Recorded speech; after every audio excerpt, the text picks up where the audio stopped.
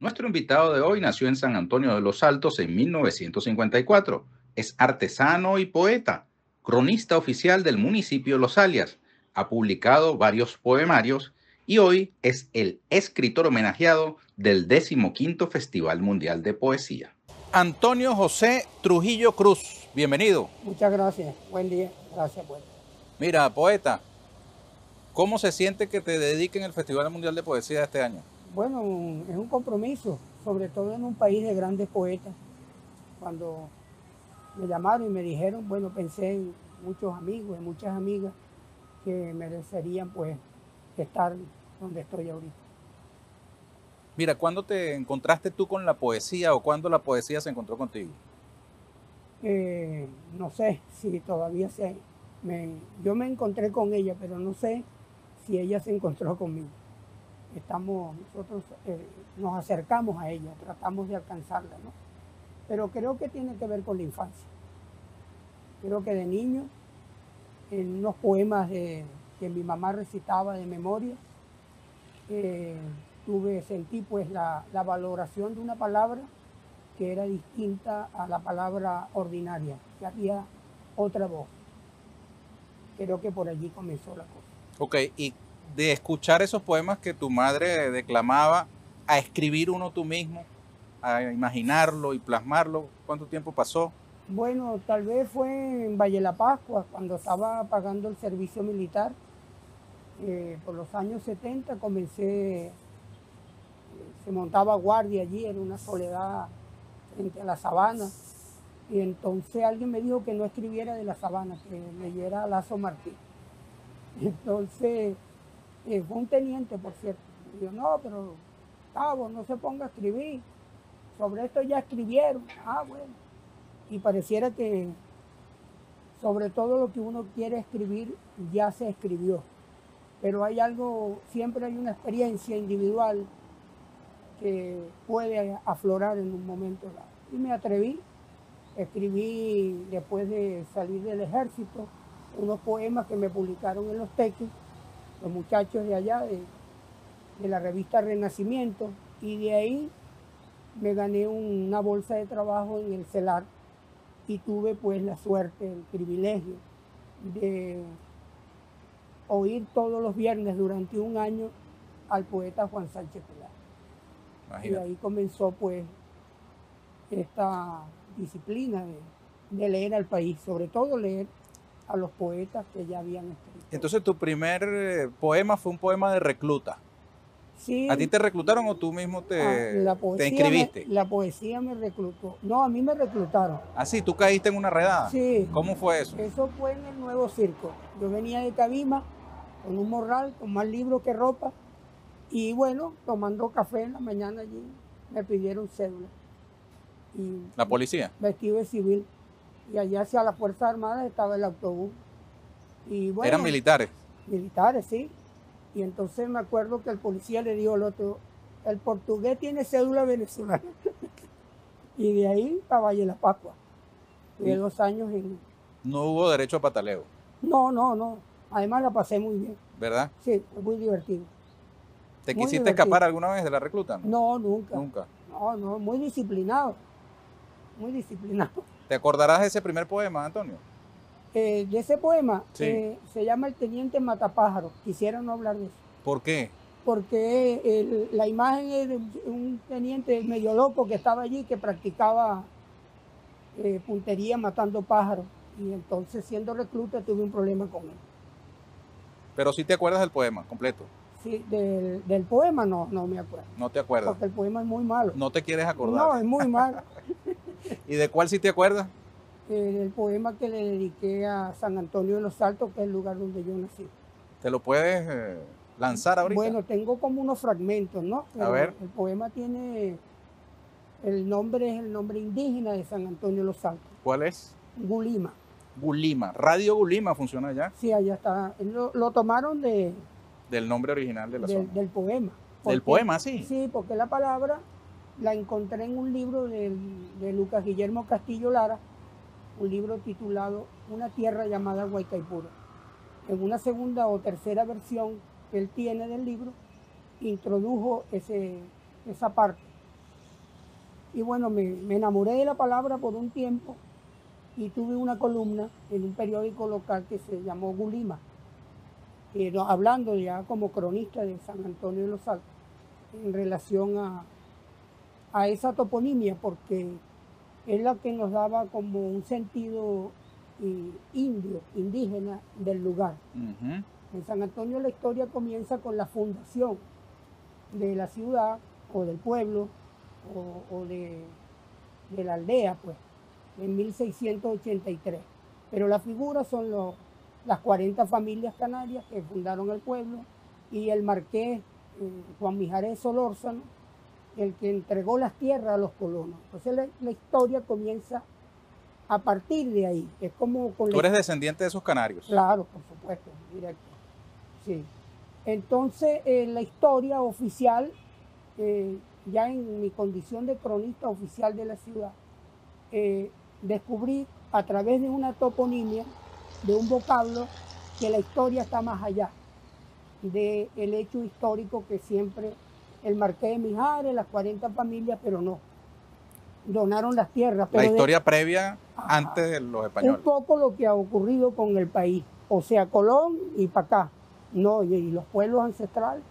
Entonces, un vocablo nos puede descolonizar.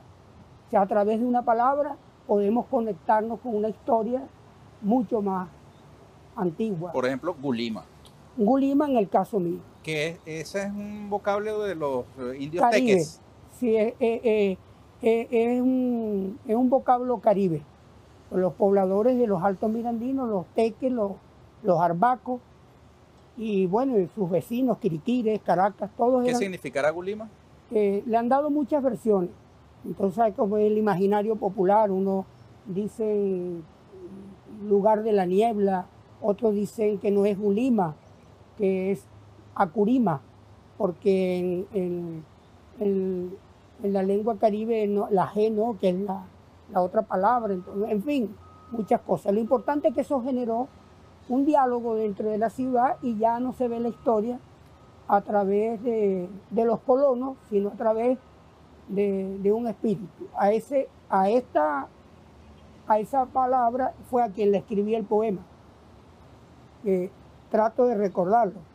Dice: aquí el agua es más alta, casi conversa en el cielo. También es un río sagrado hacia la casa del hombre. Aquí la niebla es una hoguera blanca que no incendia los árboles. Es una tribu antigua que regresa a la tierra. Algo así es, no completo, pero faltó algo por ahí. Muy bien. ¿Cuándo comprendiste que tu vocación era la poesía? Más allá de esa experiencia en el cuartel. Bueno, no sé exactamente, pero creo que siempre tuve una vocación por el mundo invisible. Porque la poesía es lo invisible. Entonces, en lo visible eran muchas tareas, había que trabajar. Y entonces siempre tuve muchas lecturas. Y tuve un tío que leía un poema todas las noches.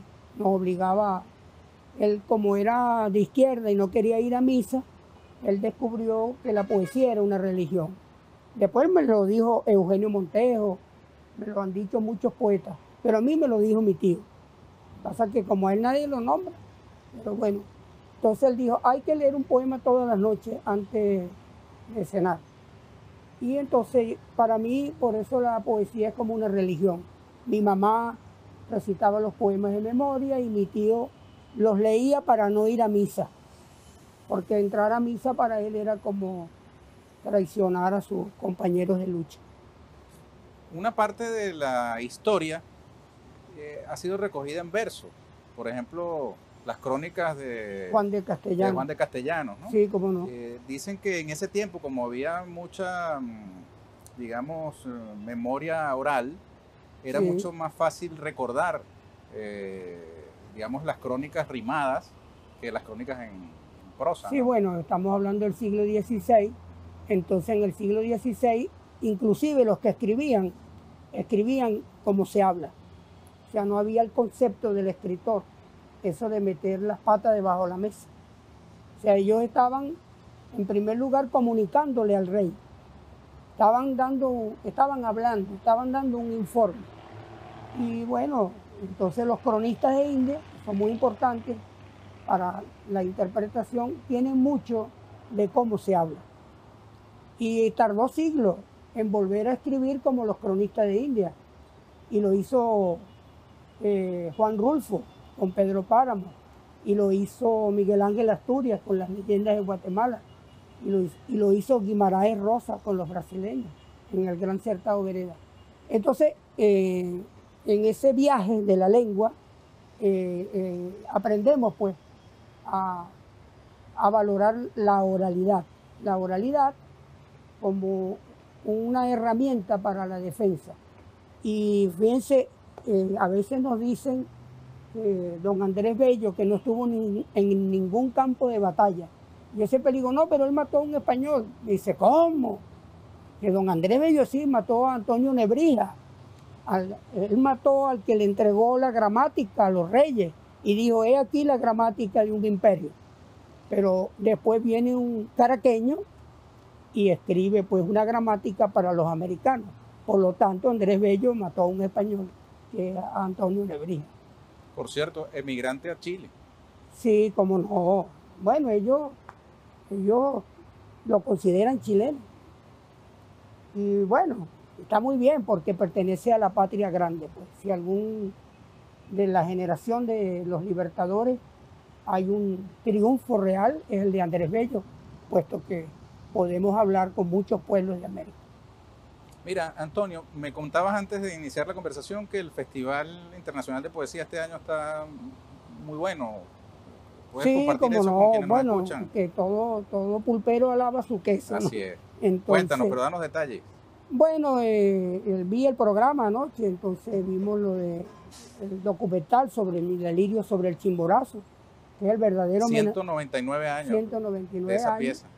Y el verdadero homenajeado pues es el libertador poeta, ya no el libertador de la guerra, sino también... No el de la espada, sino el del el de las letras. Él fue poeta antes de mi delirio, ya en sus cartas, ya había escrito la Carta de Jamaica. Bueno, ahí era sociólogo. Y ya en el año 22 es un poeta, pues siempre lo fue, las cartas a Manuelita, muchas cosas. Entonces conmovedor el documental, realmente conmovedor. Anoche lo escuchamos. Y después nos oímos nosotros, pero ya eso es territorio de la vanidad. Pero oímos poetas internacionales muy buenos, la italiana, poeta de Japón, un poeta portugués, con un sentido social interesantísimo. Muy bien, y una valoración de lo que está ocurriendo en Venezuela. ¿Cómo se puede distinguir entre un buen poeta y un mal poeta? El mal poeta no existe, porque lo que existe es poesía. Si es poeta, si es poema, es de un poeta. Y si no, bueno, no importa, pero eso no se le puede decir a nadie, pues se pone muy bravo. Pero la mala poesía es pasto del olvido, y la buena poesía queda en la memoria de los pueblos. Decía Octavio Paz, mexicano, que hay dos tipos de poetas. Los buenos, que queman sus poemas a los 18 años, y los malos, que los publican. Sí, ahí estamos nosotros. Entonces, Esos somos nosotros, los más locos. Él lo decía por él mismo, porque claro. Digamos, él decía que no quería que se publicaran sus poemas. Sí, no, y que pensaba dejar un testamento, digamos, planteándolo, pero no como eso no se suele cumplir, dijo, entonces mejor déjame publicarlo, pues, porque como igual los van a publicar, cuando ya no esté, mejor déjame publicarlo. Sí, bueno. Aunque él partía de eso de que los buenos poetas quemaban los poemas a los 18. Sí, yo creo que tiene razón, me parece. Aunque él devino más en ensayista, un filósofo, un pensador, bueno, muy enfrentado a Neruda, a otra corriente, pero un pensador, hay que leerlo. Ahora, pero tú dices entonces que no hay malos ni buenos poetas. No, yo los malos poetas, cuando me preguntan, ¿cuántos poemas se leen aquí, maestro? Me dice, le digo, si es malo, uno. Entonces sí. Pero eso no se sabe, porque un poema lo decreta es el tiempo, y el tiempo es lento.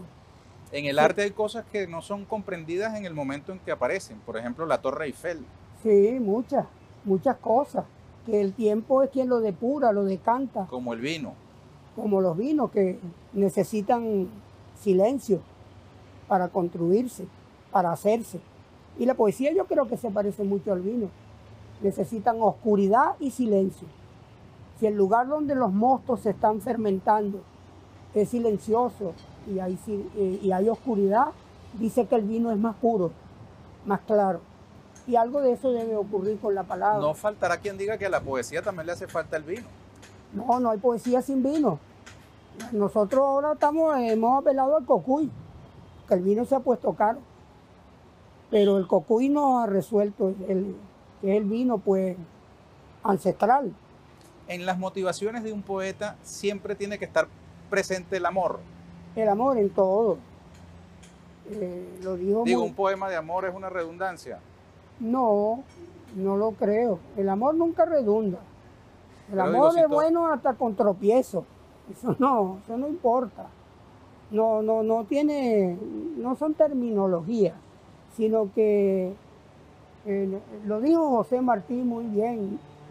Nunca el amor, él dijo, nunca el amor y algo, ni la ternura, dijo. Nunca la verdad y la ternura, que es amor, nunca la verdad y la ternura fueron inútiles, dijo José Martí. Y volvemos a la oralidad, porque la frase no es de él, es de su mamá. Su mamá siempre le decía a José Martí, siendo niño, mira José, le decían Pepe, mira José, la verdad y la ternura nunca fueron inútiles. Y cuando ella fue allí a donde lo tenían prisionero a los 17 años, por ser enemigo del Imperio Español, lo vio amarrado, la mamá lloró mucho. Y él le regaló una foto que le tomaron allí en esa cantera, llamaban algo como la cantera o las canteras, no recuerdo. Y entonces él le escribió en la parte de atrás de la foto la frase que ella le dijo siempre: no sufra, madre, no sufra. El amor, la verdad y la ternura nunca fueron inútiles. O sea, sin amor no creo que haya una palabra que pase la alcabala de Dios. Que Dios es el gran jefe, el que escribe es él. Mira, Antonio, hablas de el prisionero, ¿no? Hay poetas prisioneros de la métrica, de las formas, digamos, rígidas del poema. Y de la poesía libre también. Ajá. Por sea, todavía, pero hubo un momento donde la métrica, si no escribías un poema con métrica, no eras poeta. Pero resulta que, claro, hubo grandes poetas. Bueno, no, Quevedo escribió sonetos, donde había poesía y había métrica. O sea, eran maestros de la lengua. Pero resulta que después de Whitman, Ungaretti, todo, vino un movimiento de la poesía libre en el mundo. Pero la poesía libre es mucho más exigente que la poesía métrica, porque un poema moderno tiene que sonar. Una vez me pasó una cosa allá en Oriente y aprendí de un pescador de lo que te estoy hablando. Me dio una lección, un hombre que no sabía, ágrafo pues, porque él le dijo al alcalde de allá, dijo, y Toño no se va, que yo había leído unos poemas. Él no se va. Esos poetas que vienen de Caracas son muy malos, dijo el hombre. Pero ese no se va, porque él tiene que explicarnos por qué su poema no tiene métrica y suena, dijo él. Esa es una clave. Porque el poema si tú escribes un soneto, claro, son 2 cuartetos y 2 tercetos. Son en decasílabos y el primero rima con el cuarto. Bueno, entonces cuando tú lo lees, ya el poema tiene música. Tiene una música gramatical, pero no del alma. No necesariamente. O sea, si tiene ya la estructura de un soneto gramaticalmente en un pentagrama. Y él suena. El soneto me mandó a ser Violante, jamás me he visto en tal aprieto. 14 versos, dice que soneto, burlando, van los 2 de adelante. No, eso no. Pero el problema el problema no, la virtud, el reto de la poesía moderna está en escribir una poesía libre de la gramática, porque la poesía es libertad. Y si se sacude la academia, pues mucho mejor. Vuelve a un origen, al verbo. Tú puedes poner un ejemplo de un verso que no rime, por ser libre, pero que sí suene. Sí, cómo no, un haiku de Basho. Pero digo, ¿podrías decirnos? Sí, cómo no, dice, la noche inmensa y el agua que corre dicen lo que soy. El agua inmensa y la noche, el agua que corre y la noche inmensa dicen lo que soy. O un verso hay versos de Reinaldo Perezó, por ejemplo, que es un maestro. Premio Nacional de Cultura del año pasado. Extraordinario. Su libro Para morirnos de otro sueño es música desde el principio hasta el final y ninguna palabra rima una con otra. Más bien evita eso. Mira, ¿tú estás en condiciones de darle algún consejo a los muchachos que se entusiasmen con la poesía? ¿Cómo no? A ver. Yo le digo que la poesía es la fe en el verbo ajeno, ¿no? Como la oralidad. La fe en el verbo ajeno. En el verbo ajeno. ¿Por qué? En oír al otro. Oír al otro. La poesía es la tradición del hombre. Desde el arca para acá todos estamos en contacto. Un poema viene de otro poema. Un poema, por ejemplo, si nosotros en los talleres que hacemos de poesía con los muchachos, arrancamos con Andrés Bello, pasamos a Lazo Martí, pasamos a Pere Bonalde. De Pere Bonalde pasamos a Vicente Gervás y después descubrimos una mina, que era hablar de la poesía venezolana a través de los lugares. O sea, ¿qué lugares tienen grandes poetas en Venezuela? Imagínate. Entonces, Canoabo. Uno dice Canoabo y la gente dice Vicente Gervás. ¿Pero por qué? Porque el gran poeta le cantó a su lugar. Pero si decimos Escuque, la gente dice, ay, Ramón Palomares, pajarito que venís tan cansado, vos sos Polinio. Es una belleza. Calderas. Calderas es Orlando Araujo, que fue un poeta que escribió en prosa, pero es poeta en la prosa, que es otra discusión. Que le llaman prosa poética, ¿no? Sí, prosa poética. Y el caso de Carora, con Luis Alberto Crespo, doña Ana Enriqueta Terán, con el Estado de Trujillo. Entonces son poetas, bueno, ya la máxima expresión ahí es con Ramón Palomares, porque él decidió escribir como habla una región. O sea, cuando uno oye un poema de Ramón Palomares, pasó por una depuración del lenguaje tan grande, hizo un viaje infinito para hablar en la lengua de Góngora, pero con vocablos trujillanos. Es una obra de arte ya. O sea, cuando leemos a Dios Escuque o Paisano, ya estamos en un lugar. Eso es magia. Y la poesía está vinculada a la magia. Ese es uno de sus orígenes, según Octavio Paz. Mira, y de los contemporáneos, ¿qué nos puedes decir de la poesía que se hace hoy en Venezuela? Bueno, no, Venezuela tiene un alto nivel poético. Estamos hablando de grandes poetas, pues. Acabo de nombrar a Ramón Palomares, contemporáneo. Apenas se acaba de ir, pero no se ha ido. Estamos hablando de él. Está Luis Alberto, hay muchos poetas, grandes poetas. Reinaldo Perezó, lo acabo de nombrar.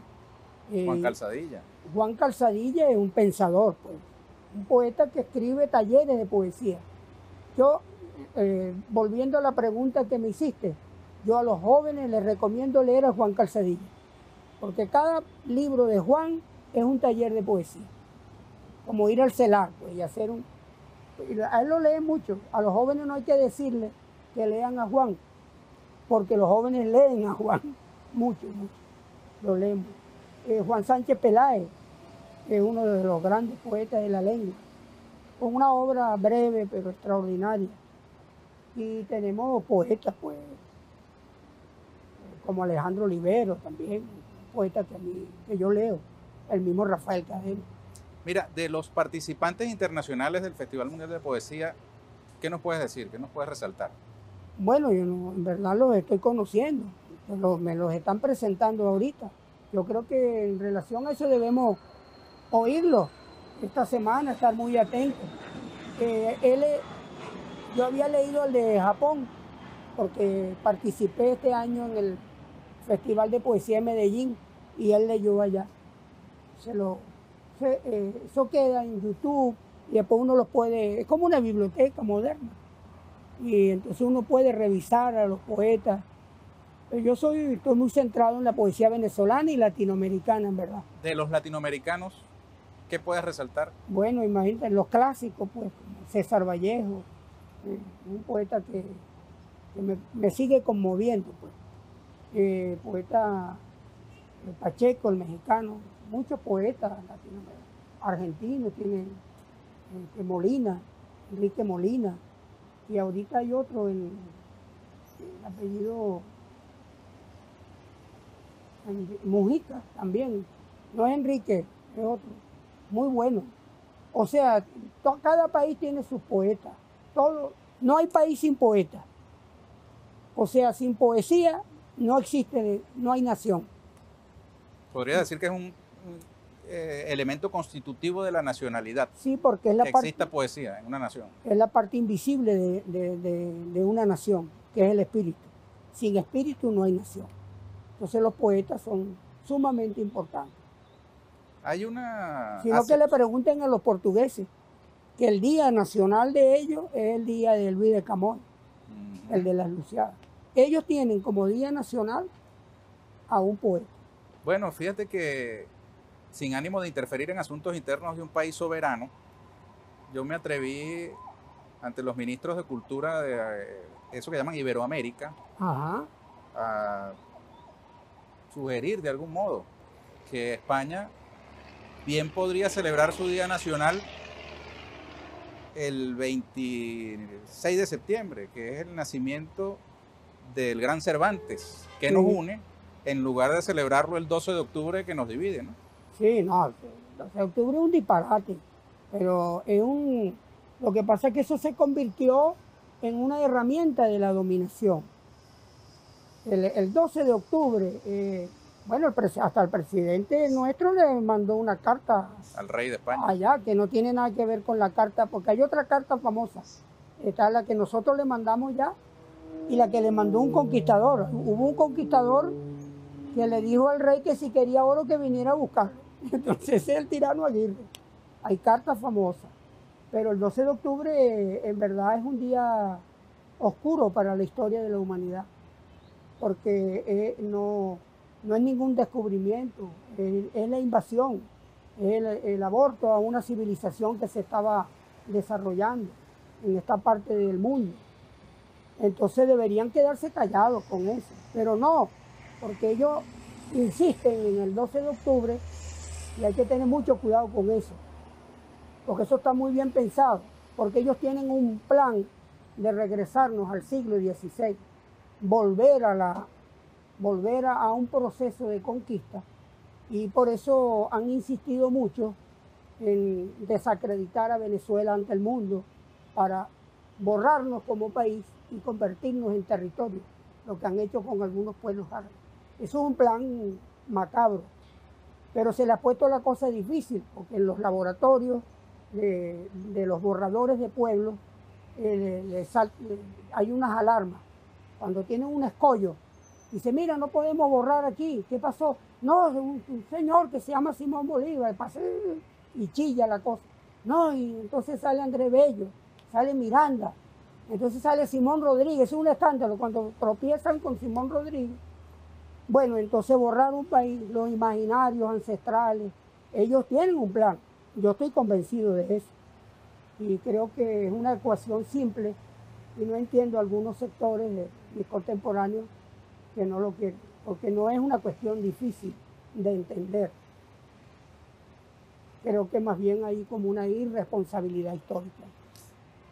Postura tuya que no equivale, Antonio, corrígeme, a un antihispanismo en el sentido de que No, desconozca, digamos, la no. grandeza de, No somos, no de la somos, cultura española, por ejemplo, por citarte poetas, García no, Lorca, no, Marcos porque, Ana, imagínate, ¿m?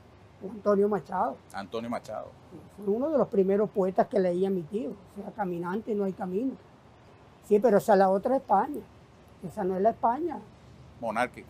La España monárquica, la España de Francia, la España, esa es la España eterna, de la que cuando hablamos de Lorca, cuando hablamos de Antonio Machado, y de muchos grandes poetas, de Miguel Hernández, por Dios, pero contra eso no, eso nos vinieron a conquistar, ellos no vinieron, son amigos de la humanidad. Nosotros... Martí nos enseñó, Martí nunca habló mal de nadie, ni siquiera de España. Martí no habló mal de un pueblo. Los pueblos son sagrados para la poesía, todos los pueblos. Y alguien dijo por allá, creo que un poeta colombiano, no recuerdo el nombre, que en materia de poesía no hay pueblos subdesarrollados. En poesía todos los pueblos son de avanzada, todos. La poesía igual a los pueblos. Exactamente. Mira, Antonio, dale un mensaje a quienes nos escuchan para invitarlos al Festival Mundial de Poesía. Bueno, yo invito pues al país, y creo que ahora como es internacional, al mundo pues, a oír a Venezuela, que clama ser oída en un momento de atropello histórico a nuestra espiritualidad y bueno, conocer nuestro espíritu a través de nuestros chamanes, que son los poetas, y entender el planeta también, que está agredido. O sea, la agresión no solo es contra nosotros, sino contra el planeta, y que la poesía es la gran aliada de la vida. Y bueno, esa es mi invitación. Muy bien. Te agradezco mucho, Antonio. No, pues, felicitaciones. ¿Eh? Gracias. Éxito. Que viva el Festival Mundial de Poesía, que viva la poesía. Gracias. Amigas y amigos, muchísimas gracias por habernos acompañado. Los espero aquí en una nueva oportunidad, aquí con Ernesto Villegas, siempre con muchísimo respeto por ustedes.